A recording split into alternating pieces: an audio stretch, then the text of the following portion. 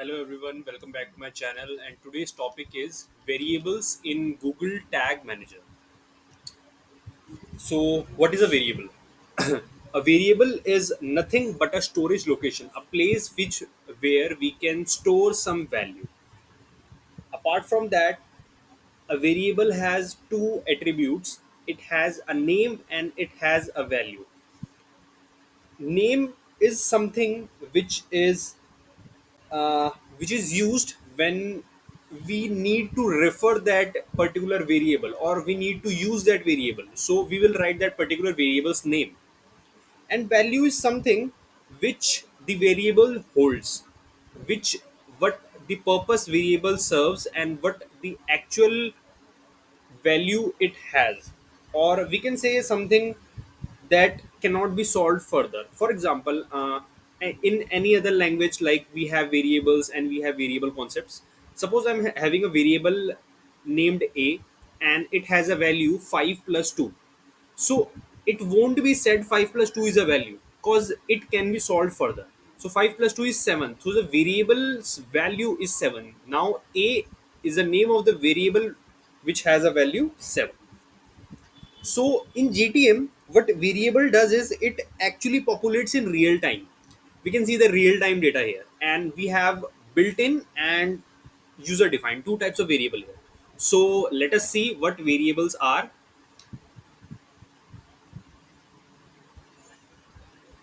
So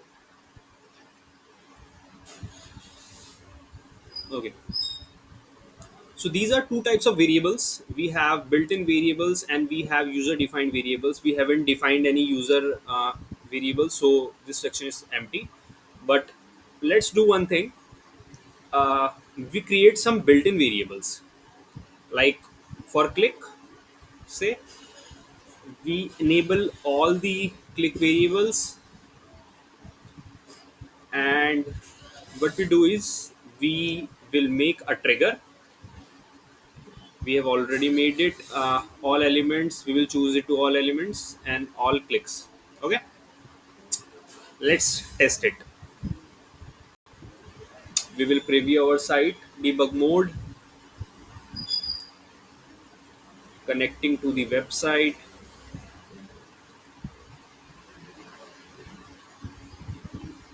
So yes, it is connected. Now you can see, as soon as the website is launched, we have some events here. So now what we can do is we click on contact here. Okay, the contact page has load. Yes, let's check our debug mode. So yes, see, here is a link click. Okay, so as soon as I click on the link, it has to click and click link. So tag fired none because we haven't assigned any tag here. And variables, let's come to variables. So these are the variables, event variables. See, these are what we configured, just configured.